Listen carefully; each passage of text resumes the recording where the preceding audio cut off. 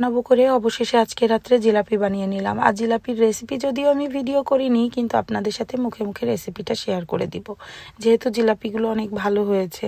আর জিলাপির recipe video করব কি, আমি নিজেই তো বানিয়েছি 3 বছর আগে, তো আমি ভাবছিলাম ভুলে গিয়েছি। যাই হোক, আমি জিলাপির জন্য এখন চিনির রস বানাচ্ছি, আর এদিক থেকে ব্যাটারটা গুলিয়ে রেখে দিয়েছি। আমি দুইটা জায়গায় নিয়েছি, একটা ক্যাচাপের বোতলে আর একটা পাইপিং ব্যাগের ভেতরে ব্যাটারটা নিয়েছি, একটু এক্সপেরিমেন্ট করার জন্য যে কোনটাতে ভালো হয় বেশি। তো এই ক্যাচাপের বোতলেরটা একটুও ভালো হচ্ছিল না, কারণ দুইটা, এক তো ক্যাচাপের বোতলের এই মুখটা একদমই চিকন ছোট, আর ব্যাটারটা অনেক পাতলা হয়ে গিয়েছিল। তো পরে আমি ব্যাটারটা আর একটু ময়দা অ্যাড করে ঘন করে নিয়েছি, আর এই পাইপিং ব্যাগে আমি বানাচ্ছিলাম, কারণ আমার যেই সাইজটা দরকার সেটা আমি পাইপিং ব্যাগে ইজিলি করতে পারছিলাম। আর ক্যাচাপের বোতলের মুখ কাটতে হবে, এই আরেকটা ঝামেলা, ওই জন্য আমি আর ওগুলো ব্যবহার করিনি। আর আমিও বলবো সবাইকে পাইপিং ব্যাগ কিংবা কেউ জিপলক ব্যাগ ইউজ করতে চাইলে করতে পারে, কারণ এটা বেশি ইজি হয়, আর সমস্ত ব্যাটারটা কিন্তু কাজেও লাগানো যায়। আর স্কুইজ করে করে ব্যাটারটা ভাজাও ইজি, জিলাপিগুলো ভাজাও ইজি হয়।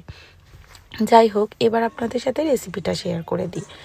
1 কাপ অল পারপাস ফ্লাওয়ার ময়দা নিয়েছি, 1 টেবিল চামচ কর্নফ্লাওয়ার, 1 টেবিল চামচ বেসন, 1 চা চামচ চিনি, হাফ টিস্পুন নিয়েছি হচ্ছে বেকিং সোডা, বেকিং পাউডার না, বেকিং সোডা, আর নিয়েছি হচ্ছে 2 টেবিল চামচ হচ্ছে ইয়োগার্ট।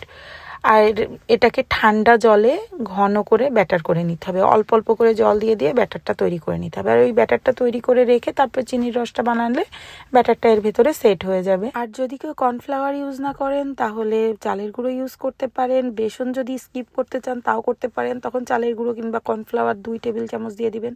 জাস্ট এইরকম, খুব একটা আমি মাপ ফলো করিনি, জাস্ট নিজের মতো বানিয়ে গিয়েছি। তো চিনির রসের জন্য আমি নিয়েছি 2 কাপ চিনি, 1 কাপ জল।